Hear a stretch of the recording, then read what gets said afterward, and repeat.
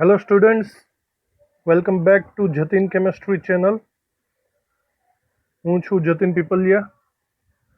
આપણે સ્ટીરિયો આઇસોમેરિઝમની વાતો કરી રહ્યા છીએ. આ આપણો લેક્ચર નંબર 6 છે અને હાલ આપણે સાયક્લો આલ્કીનની અંદર જીઓમેટ્રિકલ આઇસોમેરિઝમ કેવી રીતે થાય તેની તરફ આગળ વધ્યા છીએ. તો સાયક્લો આલ્કીનમાં જીઓમેટ્રિકલ આઇસોમેરિઝમ, આના વિશે લગભગ આપણા આગળના લેક્ચરમાં પણ થોડી ઘણી વાતચીત થઈ ગઈ. સાયક્લો આલ્કીનની અંદર જીઆઈ એટલે કે જીઓમેટ્રિકલ આઇસોમેરિઝમ નોર્મલી એટલે કે મોટા ભાગે તો શક્ય જ નથી. શા માટે જરા જોઈ શકો છો. અહીંયા એક સ્ટ્રક્ચર આપેલું છે. ફર્સ્ટ આપણને અહીંયા બાજુના બે કાર્બન ઉપર ક્લોરીન બ્રોમિન છે, પણ અહીંયા હાઇડ્રોજન નથી.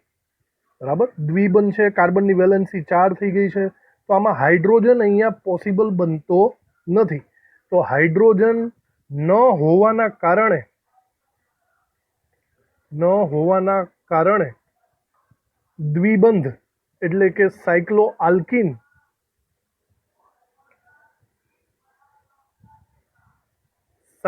આલ્કીનમાં જીઆઈ પોસિબલ બનશે નહીં. સિમિલર બીજું એક્ઝામ્પલ જોઈ લ્યો. એ જ એક્ઝામ્પલમાં ડબલ બોન્ડનું સ્થાન મેં બદલી નાખેલું છે થોડું, પણ અહીંયા તમે આ બ્રોમિનની સિચ્યુએશન જુઓ તો આ કાર્બન ઉપર બ્રોમિન અને હાઇડ્રોજન દેખાય છે, પણ અહીંયા આ કાર્બન ઉપર તમને અહીંયા હાઇડ્રોજન દેખાશે નહીં. તો એના કારણે આમાં પણ હાઇડ્રોજન ન હોવાના કારણે જીઓમેટ્રિકલ આઇસોમેરિઝમ પોસિબલ નહીં બને. નોર્મલી સાયક્લો આલ્કીનનું કદ જો મોટું હોય તો જ તેમાં જીઓમેટ્રિકલ આઇસોમેરિઝમ જીઆઈ જોવા મળશે. નાના કદમાં સીસ અને ટ્રાન્સ, ઝેડ વગેરે જેવું પોસિબલ બનતું નથી. આપણે થોડુંક ડિટેલમાં જોઈએ. એને એક સ્ટ્રક્ચર છે અહીંયા. કાર્બન તમે ગણી શકો છો. આના કાર્બનમાં ટોટલ 8 કાર્બન થાય છે, એટલે આપણે આને સાયક્લો ઓક્ટીન નામ આપી શકીએ છીએ. સાયક્લો ઓક્ટીન. તો નિયમ એવું છે કે જો નંબર ઓફ કાર્બન સાયક્લો આલ્કીનની અંદર greater than or equal to 8 હોય તો જ જીઆઈ ભૌમિતિક સમઘટકતા દર્શાવે છે. જો સાયક્લો આલ્કીનની અંદર, આ બધું સાયક્લો આલ્કીનની વાત કરીએ છીએ આપણે, જો સાયક્લો આલ્કીનની અંદર કાર્બનની સંખ્યા 8 કે 8 કરતાં વધારે હોય તો જીઓમેટ્રિકલ આઇસોમેરિઝમ પોસિબલ છે. નાના કદમાં આમાં સીસ અને ટ્રાન્સ પોસિબલ નહીં બને. તો સાયક્લો ઓક્ટીનમાં કેવી રીતે આ પોસિબલ બને છે એ પણ જરા જોઈ લઈએ. અહીંયા હાલ પૂરતું આપણને જે સિચ્યુએશન આપેલી છે સાયક્લો ઓક્ટીનની, એ તમે બરાબર રીતના જુઓ તો આ સીસ પોઝિશન છે અહીંયા ડબલ બોન્ડની બંને સાઈડ એક જ બાજુએ બધા ગ્રુપ્સ આવેલા છે, એટલે કે આ સીસ પોઝિશન. હું અહીંયા લખી શકું છું સીસ સાયક્લો ઓક્ટીન. હવે જો મારે આનું ટ્રાન્સ બનાવવું હોય તો આ બનશે.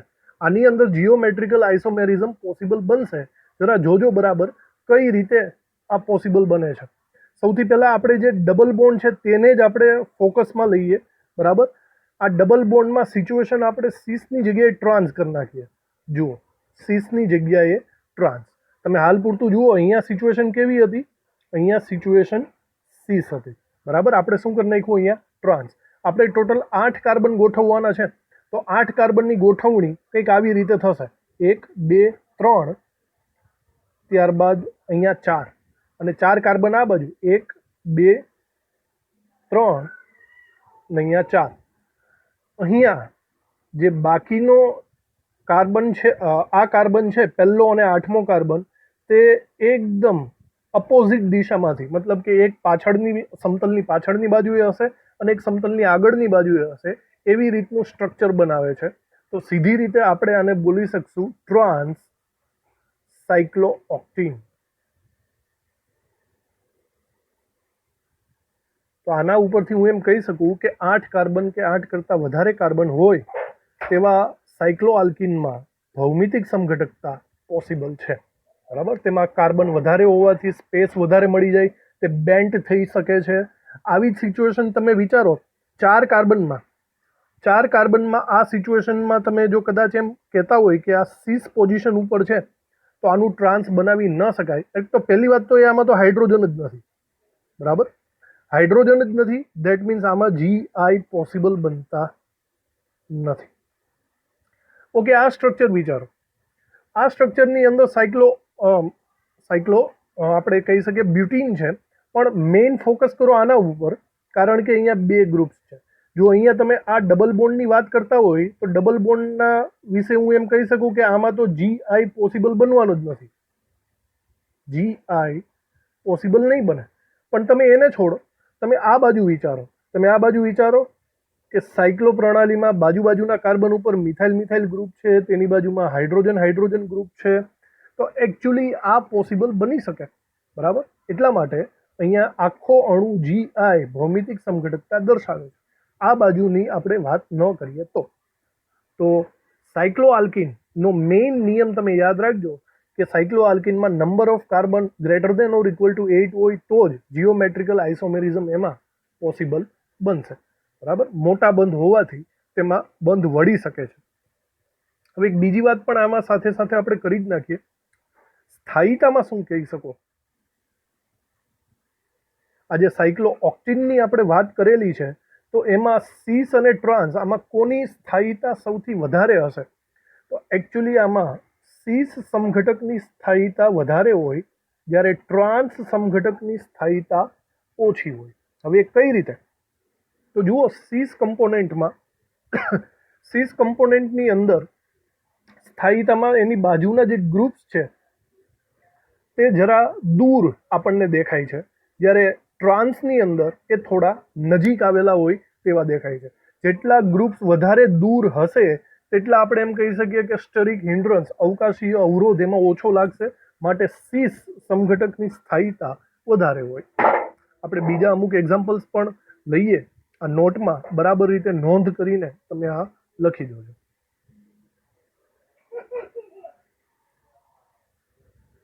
ચલો આપણે આની વાત કરીએ. આ છે સાયક્લોહેક્ઝિન.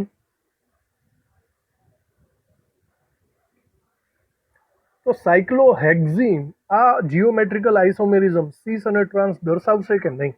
જો પહેલી વાત તો એ કે આમાં નંબર ઓફ કાર્બન 6 છે. 6 કાર્બનને જો તમે સીસ અને ટ્રાન્સમાં વાળવાનો પ્રયત્ન કરો તો એમાં સ્ટરિક હિન્ડ્રન્સ વધારે થાય, ટોર્શનલ સ્ટ્રેન વધારે થાય. તો આમ નોર્મલી નાની રિંગ વળી શકતી નથી, નાની રિંગ વળી શકતી નથી. 8 કરતાં ઓછા કાર્બન હોય એટલા માટે એમાં સીસ અને ટ્રાન્સ GI પોસિબલ બનતું નથી. આપણે દોરવું હોય તો દોરી શકીએ. જુઓ, આપણે એકવાર ટ્રાય તો કરીએ કે આને કદાચ આપણે દોરવું હોય તો કેવી રીતે દોરી શકાય. આપણે દ્વિબંધથી ચાલુ કરવાનું. જુઓ, અહીંયા દ્વિબંધથી સીસ પોઝિશન છે. આપણે એક કામ કરીએ, દ્વિબંધથી ટ્રાન્સ પોઝિશન લઈ લઈએ આવી રીતે, બરાબર.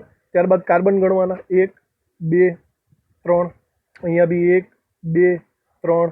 તો અહીંયા પહેલા અને છેલ્લા નંબરનો કાર્બન એક સમતલની આગળ અને એક સમતલની પાછળ હશે. પણ નોર્મલી આ પોસિબલ નથી, કારણ કે નાના કદની રિંગ હોય તો તે વળી શકતી નથી. 8 કરતાં વધારે કાર્બનની રિંગ હોય તો વળી શકે, દોરવું હોય તો દોરી શકાય, પણ આ યોગ્ય નથી, મતલબ કે પ્રેક્ટિકલી પોસિબલ જ નથી. ચલો, આ સિવાય અમુક રૂલ્સ આપણે અહીંયા લખીએ, બરાબર. નોંધ કરવા જેવી વાત છે, નોટ ડાઉન કરવા જેવી વાત છે. પહેલી નોટ ડાઉન કરવા જેવી વાત જે વારંવાર આપણે બોલીએ છીએ તો લખી નાખીએ આપણે પહેલા તો, કે જો નંબર ઓફ કાર્બન એટમ સાયક્લોઆલ્કીનમાં 7 કરતાં ઓછા હોય, 7 કરતાં ઓછા હોય તો તેમાં જીઓમેટ્રિકલ આઇસોમેરિઝમ પોસિબલ નથી.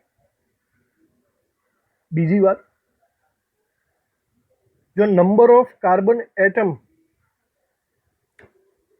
8 થી લઈને 11 સુધી હોય, 8 થી લઈને 11 સુધી, તો તેની અંદર જીઓમેટ્રિકલ આઇસોમેરિઝમ પોસિબલ છે. આગળ મેં કીધેલું 8 કરતાં વધારે, થોડીક ચોખવટ કરીએ કે 8 થી 11 સુધી. અને જો 8 થી 11 સુધીના કાર્બન હોય તો તેના વિશે હું એવું કહી શકું છું કે તેની સ્થાયીતા એની અંદર સીસની સ્થાયીતા વધુ હશે, જ્યારે ટ્રાન્સની સ્થાયીતા ઓછી હશે. જેનું કારણ મેં કીધેલું છે કે આજુબાજુ રહેલા મિથાઇલ કે આલ્કાઇલ ગ્રુપમાં અવકાશીય અવરોધ સીસની અંદર ઓછો હોય છે, જ્યારે ટ્રાન્સની અંદર વધારે હોય છે. અવકાશીય અવરોધ વધારે તો તેની સ્થાયીતા ઓછી થાય. હવે એક નવી વાત પણ આપણે અહીંયા બરાબર રીતના સમજી લઈએ. એક નવો મુદ્દો આપણે લખીએ કે જો નંબર ઓફ કાર્બન એટમ એ 11 થી વધુ હોય, 8 થી 11 સુધી હોય તો જીઆઈ પોસિબલ છે, સીસની સ્થાયીતા વધારે. 11 થી વધુ હોય તો પણ જીઆઈ પોસિબલ તો છે, ભૌમિતિક સમઘટકો બનશે, પણ આમાં સ્થાયીતા બદલાઈ જાય છે. સ્થાયીતાનું વલણ આ વખતે ટ્રાન્સની સ્થાયીતા વધુ થઈ જાય છે અને સીસની સ્થાયીતા ઓછી થઈ જાય છે. બરાબર? ફરીથી રૂલ્સ તો એ જ છે, સ્ટરિક હિન્ડ્રન્સ અવકાશી અવરોધના કારણે. આપણે કોઈ એક્ઝામ્પલ સહિત દોરીએ તો ખબર પડે. તો આ નોંધ કરવા લાયક 3 મુદ્દાઓ છે, બરાબર રીતે તમે તેની નોંધ કરજો. આપણે 11 થી વધુ કાર્બન ધરાવતા કોઈ કમ્પોનેન્ટની વાત કરીએ તો આપણી સામે ચલો આ એક આપણી પાસે એક સંયોજન છે. પેલા કાર્બન ગણી લઈએ, કાર્બન કેટલા થાય છે? 5, 6, 7, 8, 9, 10, 11, 12, 13 અને 14. ટોટલ 14 કાર્બન છે. ટેટ્રાડેકેન તમે નામ આપી શકો, એકચ્યુઅલી ડેકેન, ટેટ્રાડેકેન. તો તમે મને કહેશો આ ટેટ્રાડેકેન, તો પહેલા તો 8 કરતાં વધારે કાર્બન છે તો જીઓમેટ્રિકલ આઇસોમેરિઝમ પોસિબલ તો છે જ. તમે મને એમ કહો આ સીસ છે કે ટ્રાન્સ? અહીંયા જુઓ, અને જોઈને જ ખબર પડશે. બરાબર? આ સીસ પોઝિશન છે, એટલે કે આપણે આને નામ આપશું સીસ ટેટ્રાડેકેન. બરાબર? સીસ ટેટ્રાડેકેન. હવે તમે આનું ટ્રાન્સ બનાવો. જો આના ટ્રાન્સ બનાવવામાં બહુ એટલી બધી મહેનતની જરૂર નહીં પડે. બરાબર? કારણ કે મારે તો કટ પેસ્ટ જ કરવાનો છે. તમે વિચારો, આમાં એટલી બધી જરૂર નહીં પડે. એનું કારણ એ છે કે અહીંયા દ્વિબંધને માત્ર તમે અહીંયા સ્થાન ફેરવી નાખો. જો દ્વિબંધને તમે અહીંયા લઈ લો તો તમે બરાબર રીતે જુઓ કે આ વખતે સિચ્યુએશન ટ્રાન્સ થઈ ગઈ. આ છે આપણો ડબલ બોન્ડ અને સિચ્યુએશન કેવી થઈ ગઈ? ટ્રાન્સ. અને આ કેવી હતી? સીસ. એકચ્યુઅલી બંને ટેટ્રાડેકિન છે. આ છે સીસ ટેટ્રાડેકિન અને આ છે ટ્રાન્સ ટેટ્રાડેકેન. બરાબર? તો આવી રીતના સીસ અને ટ્રાન્સમાં થઈ શકે. હવે જુઓ 11 થી વધુ કાર્બન છે તો એક રીતના અહીંયા વિચારો, આપણે હમણાં જે વાત કરી એ પ્રમાણે આની સ્થાયીતા કોની વધારે હશે? તો અહીંયા જે ટ્રાન્સની સિચ્યુએશન છે તેની સ્થાયીતા સીસ કરતાં વધુ છે. કેવી રીતે? હવે જુઓ સ્પષ્ટ રીતે, અહીંયા મિથાઇલ ગ્રુપ્સનું શું સિચ્યુએશન છે? અહીંયા મિથાઇલ ગ્રુપ્સ બાજુમાં છે, જ્યારે આના મિથાઇલ ગ્રુપ જુઓ, આના મિથાઇલ ગ્રુપ દૂર છે. અને ટ્રાન્સના મિથાઇલ ગ્રુપ દૂર હોય તો તેમાં અવરોધ ઓછો લાગે, તો તે વધારે કમ્ફર્ટેબલ રહેશે, તે વધારે સ્થાયી રહેશે. બરાબર? તો આના વિશે આપણે થોડું ઘણું વાક્ય લખવા હોય તો લખી શકાય કે ટ્રાન્સમાં આલ્કલાઇન ગ્રુપ્સ દૂર રહે છે, માટે તેમાં અપાકર્ષણ ઓછું થાય છે. અપાકર્ષણ ઓછું થાય માટે સ્થાયીતા વધે છે, એની સ્થાયીતા વધારે રહે છે. બરાબર? એટલા માટે અહીંયા ટ્રાન્સની સ્થાયીતા સીસ કરતાં વધારે રહેશે. તો ઓવરઓલ નોટબુકમાં નોંધ કરવા લાયક આ 3 મુદ્દાઓ તમારે બરાબર યાદ રાખવાના રહેશે. બરાબર? નોટબુકમાં નોંધ કરો, બરાબર સમજો અને દોરીને પ્રેક્ટિસ કરો તો વધારે તમને યાદ રહેશે. હજી એક એક્ઝામ્પલ આપણે લઈએ.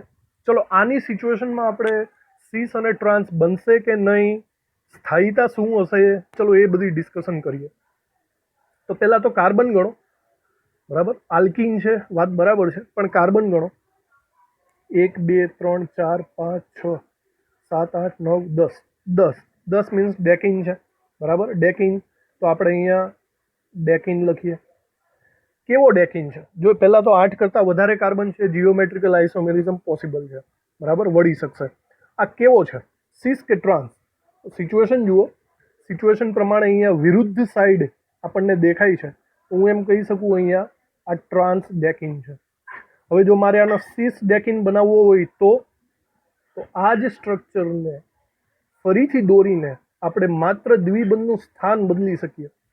જો દ્વિબંધનું સ્થાન હું સિસ પોઝિશનમાં લઈ લઉં, એટલે કે અહીંયા લઈ લઉં, બરાબર, તો આ પણ ડેકિન જ છે, પણ હું એને આ વખતે સ્પષ્ટ કહી શકું છું કે આ સિસ ડેકિન છે, કારણ કે સિચ્યુએશન અહીંયા સિસની છે અને સિચ્યુએશન અહીંયા ટ્રાન્સની છે. આવી રીતે. તો હવે જરા આમાં વિચારો કે આ એકચ્યુઅલી કેટેગરી આવે છે 8 થી 11ની વચ્ચેની. 8 થી 11ની વચ્ચેની જે કેટેગરી છે, તો એમાં આપણે આગળ શું વાત કરેલી છે? 8 થી 11ની વચ્ચે હોય તો સિસની સ્થાયીતા વધારે હોય. તો આમાં જરા વિચારો, આમાં બાજુના ગ્રુપ્સ ક્યાં આવેલા છે? ટ્રાન્સમાં ગ્રુપ દૂર આવેલા છે, અહીંયા સિસમાં ગ્રુપ. તો ડેફિનેટલી જોતા હોય તો એવું લાગે છે કે સિસની અંદર ગ્રુપ નજીક છે, તેમ છતાં તેની સ્થાયીતા વિશે આપણે એવું કહેવાનું છે કે સિસની સ્થાયીતા વધારે છે, ટ્રાન્સની સ્થાયીતા ઓછી છે. હવે આવું કેમ થયું? જોજો, આનું સ્ટ્રક્ચર એના માટે મૂળ કારણભૂત છે. સ્ટ્રક્ચરની વાત કરું તો જો આનું સ્ટ્રક્ચર એવી રીતે રહેલું છે કે અહીંયા હાઇડ્રોજન ખૂબ જ નજીક આવી જાય છે, બરાબર. આ છે ટ્રાન્સની વાત. અને સિસની વાત કરો તો આની અંદર જે મુખ્ય ઘટકો છે તે એકબીજાથી દૂર છે. તો ડબલ બોન્ડ ને દ્વિબંધને લગતા ટ્રાન્સ સમઘટકની અંદર હાઇડ્રોજન, એકચ્યુઅલી ઉપર તો હાઇડ્રોજન નહીં હોય. ઓહો, તો ઉપર તો હાઇડ્રોજન નહીં હોય, આપણે આને દૂર કરી શકીએ.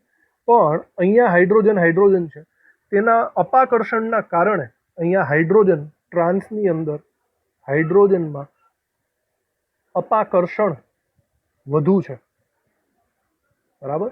તેના કારણે એની સ્થાયીતા ઓછી રહેશે. અહીંયા છે નંબર ઓફ કાર્બન કેટલા? 10.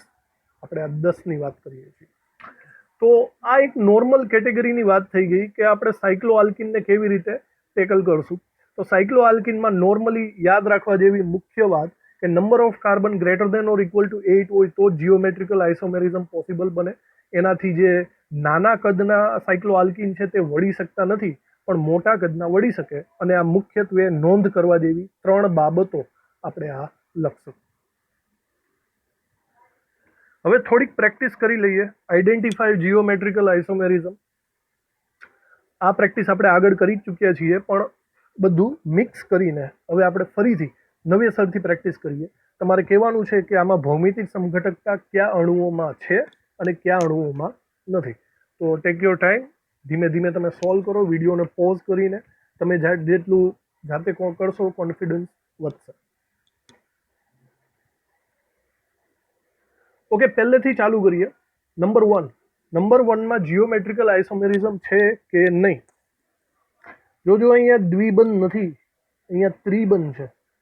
ટ્રિપલ બોન્ડની અંદર જીઓમેટ્રિકલ આઇસોમેરિઝમ હોતો નથી. કારણ તમે આપી શકો, અહીંયા એક જ ગ્રુપ છે, અહીંયા 2 ગ્રુપ હોય, A is not equal to B, તો જ થાય ને. ઓકે, બીજું વિચારો.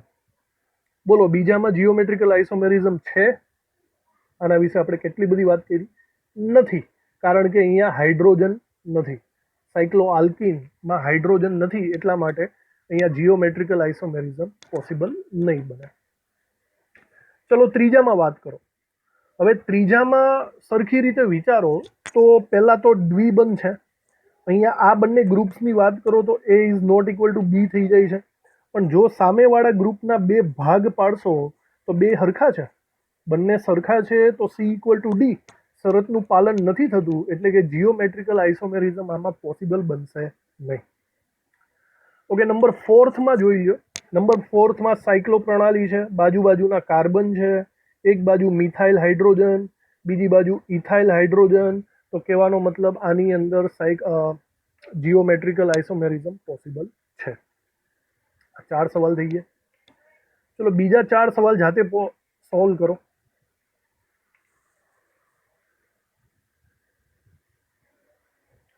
નંબર 5 જોઈએ. નંબર 5 હમણાં જોઈએ એના જેવો જ છે. દ્વિબંધ ધરાવતી પ્રણાલીમાં અહીંયા એ is not equal to B છે અને સામેની સાઈડ સાયક્લિક પ્રણાલીના 2 ભાગ કરો તો આ બંને અલગ અલગ છે. તો A is not equal to B, C is not equal to D. એનો મતલબ જીઓમેટ્રિકલ આઇસોમેરિઝમ અહીંયા પોસિબલ છે. નંબર 6માં ફરી એ જ વાત આવે છે વારંવાર. એ ઇઝ નોટ ઇક્વલ ટુ બી, પણ જો સાયક્લિક સ્ટ્રક્ચરના 2 ભાગ કરશો તો આ બંને સરખા થઈ ગયા. સી ઇક્વલ ટુ ડી શરતનું પાલન નથી થતું, એટલે કે જીઓમેટ્રિકલ આઇસોમેરિઝમ પોસિબલ નથી. ચલો 7th વિશે વિચારો. 7th સિમિલર એ જ થશે. દ્વિબંધ ધરાવતી પ્રણાલી છે, એ is not equal to B છે, આના 2 ભાગ કરો, બંને અલગ અલગ, એટલે કે C is not equal to D. તો અહીંયા જીઓમેટ્રિકલ આઇસોમેરિઝમ બનશે. અહીંયા વાત કરીએ તો પહેલી વાત તો દ્વિબંધ ધરાવતી પ્રણાલી છે, 6 કાર્બન છે, તો ચલો એમાં તો પોસિબલ નથી. પણ જરા વિચારો, અહીંયા આ કાર્બનની ઉપર વિચારો તો A is not equal to બી થશે, અને તમે જો આના 2 ભાગ કરશો અલગ અલગ તો C is not equal to D પણ છે. તો આવી રીતના અહીંયા જીઓમેટ્રિકલ આઇસોમેરિઝમ પોસિબલ બને. બરાબર, આને સંપૂર્ણ રીતે જોતા. તો તમે આ સવાલ ક્લિયર કર્યા હશે. હજી થોડી પ્રેક્ટિસ કરી લઈએ. છેલ્લા 5 સવાલ છે, બરાબર રીતે ટેકલ કરો આને. ઓકે, નંબર 9માં વિચારો. નંબર 9માં જીઓમેટ્રિકલ છે કે નહીં? નથી, કારણ કે દ્વિબંધ ધરાવતો કાર્બન છે એની બાજુમાં હાઇડ્રોજન હોતો નથી. ચલો આમાં હાઇડ્રોજન હશે પણ આમાં નથી, એટલે કે જીઓમેટ્રિકલ આઇસોમેરિઝમ પોસિબલ નથી. 10મો સવાલ. 10મા સવાલમાં તમે આ સાયક્લિક પ્રણાલીને ધ્યાનમાં લઈ લો તો એમાં એક સાઈડ મિથાઇલ અને એક સાઈડ હાઇડ્રોજન. ચલો એ ઇઝ નોટ ઇક્વલ ટુ બી. આના 2 ભાગ કરી નાખો, પણ આના બંને ભાગ સમાન છે. આના બંને ભાગ સમાન છે, સી ઇક્વલ ટુ ડી થાય, એટલે કે જીઓમેટ્રિકલ આઇસોમેરિઝમ પોસિબલ બનતો નથી. ચલો 11મું. હમણાં જ થોડીક વાર પહેલા જ વાત થઈ, ટ્રિપલ બોન્ડમાં જીઓમેટ્રિકલ હોતો નથી, જીઆઈ નથી. ચલો 12મું. દ્વિબંધ ધરાવતી પ્રણાલી બેકી સંખ્યામાં હોય. જો બેકી સંખ્યામાં હોય તો અસમતલીય બંધારણ થાય, અસમતલીય ટર્મિનલ થાય, એટલે કે જીઓમેટ્રિકલ આઇસોમેરિઝમ બેકી સંખ્યામાં ક્યારેય પોસિબલ બનતા નથી. ચલો ત્યારબાદ 13મું. અહીંયા દ્વિબંધ ધરાવતી પ્રણાલી છે, પણ જુઓ કન્ટિન્યુ કેટલી વાર છે? 3 વખત. એકી વખત દ્વિબંધ ધરાવતી પ્રણાલી હોય તો તે સમતલીય બંધારણ ધરાવે. સમતલીય અને સમતલીય બંધારણ ધરાવતા હોય તેમ છતાં આપણે સિચ્યુએશન જોવી પડે. અહીંયા બરાબર રીતના જુઓ, A is not equal to B છે, હાઇડ્રોજન ફિનાઇલ, અને C is not equal to D પણ છે, હાઇડ્રોજન ફિનાઇલ. એનો મતલબ આમાં જીઓમેટ્રિકલ આઇસોમેરિઝમ પોસિબલ બનશે. તો આવી રીતે આટલી પ્રેક્ટિસ બાદ આપણે મોસ્ટ ઓફલી જીઆઈ શેમાં પોસિબલ છે, શેમાં પોસિબલ નથી, આપણે બહુ સરસ રીતે સમજી લીધું હોય તેવી ખૂબ જ અપેક્ષા રાખું છું. આપણે કાઉન્ટ નંબર ઓફ જીઆઈ આ પણ આપણે ભણી ગયા છે. કોઈ પણ સ્ટ્રક્ચરમાં કેટલા ભૌમિતિક સંઘટકો પોસિબલ બને એ આપણે જોવાના છે. અમુક રહી ગયા હતા એટલે આ લેક્ચરમાં આપણે સમાવેશ કરીએ છીએ. તમે બરાબર રીતના જુઓ, આની અંદર પેલા તો જીઆઈ છે કે નહીં, ન હોય તો ડાયરેક્ટ 0 જ લખી નાખશું. તો આની અંદર જીઆઈ પોસિબલ તો છે, બરાબર, બાજુમાં છે. આને પણ બાજુમાં લઈ શકો છો, આને પણ લઈ શકો, આને પણ લઈ શકો. થોડુંક કોમ્પ્લિકેટ સ્ટ્રક્ચર થશે. તો આમાં તમે એન કેટલો લેશો? બરાબર, એન લેવામાં થોડોક પ્રોબ્લેમ થશે. તો જુઓ, આના સ્ટ્રક્ચર થોડાક જોઈ લો તમે બરાબર રીતના, તો તમને વધારે આઈડિયા આવશે. બરાબર, તો આનું સ્ટ્રક્ચર કંઈક આવી રીતે હું દોરું છું. બરાબર, આમાં સાયક્લોપ્રોપેનમાં સિચ્યુએશન આવી દોરીએ. હવે તમે વિચારો, પહેલાં તો હું આને સિલેક્ટ કરી દઉં. હવે તમે આમાં વિચારો કે સિચ્યુએશન શું છે. અહીંયા બધામાં CH3H CH3H CH3H એવું બધું આપેલું છે. તો આપણે પોસિબિલિટી જુઓ. પોસિબિલિટી આપણે એક એવી બોલીએ કે બધામાં CH3 ઉપરની સાઈડ છે, એવો એકાદો અણુ પોસિબલ બને. અને નીચેની સાઈડ બધામાં હાઇડ્રોજન હાઇડ્રોજન હાઇડ્રોજન છે. ચલો એક અણુ આ હશે. હવે તમે એ વિચારો કે આનાથી ઊંધું પણ પોસિબલ છે, બરાબર.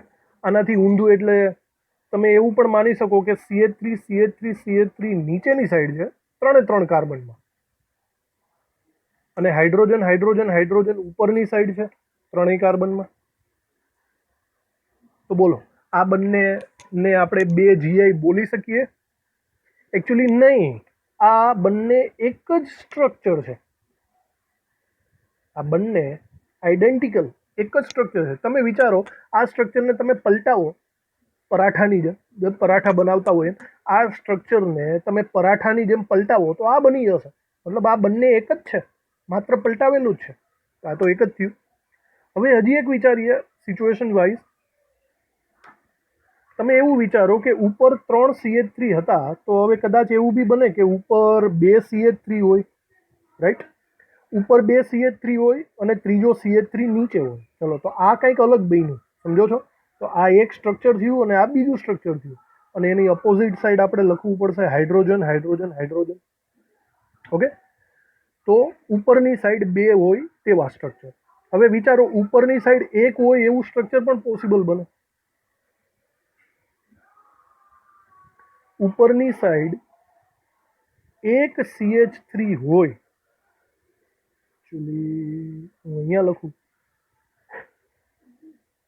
સોરી, ઉપરની સાઈડ 1 CH3 હોય, દાખલા તરીકે હું અહીંયા કરી નાખું છું 1 CH3, અને બાકી બધામાં નીચેની સાઈડ CH3 હોય, એવી પણ પોસિબિલિટી છે, બરાબર. તો જો ઉપરની સાઈડ 3 CH3, ઉપરની સાઈડ 2 CH3 અને ઉપરની સાઈડ 1 CH3, અને અન્ય સ્થાને આપણે હાઇડ્રોજન લખી નાખીએ. તો બોલો ટોટલ સમઘટકો 3 થાય? નહીં થાય. બરાબર રીતે જુઓ તો આ બંને પણ સરખા જ થયા. ફરીથી વિચારો, આને પરાઠાની જેમ પલટાવો. જો પરાઠાની જેમ પલટાવશો તો આ રીતે નહીં થઈ જાય. તો ઓવરઓલ આની અંદર જીઓમેટ્રિકલ આઇસોમેરિઝમ કેટલા થાય? 2 જ થાય. અમુક સ્ટ્રક્ચરમાં આપણું મગજ દોડાવવું પડશે, એમાં સૂત્રો કામ લાગશે નહીં. તો આમાં જીઓમેટ્રિકલ આઇસોમેરિઝમની પોસિબિલિટી 2 છે. બરાબર રીતે સમજજો આને. હજી એક એક્ઝામ્પલ લઈએ આપણે. આ પણ એક પૂછાવા લાયક એક્ઝામ્પલ છે, થોડુંક હાર્ડ લેવલમાં. તો એક સ્ટ્રક્ચર તમને આપ્યું છે. હવે તમારે મને કહેવાનું છે કે આમાં GI કેટલા બને. તો સૌથી પહેલાં વિચારો,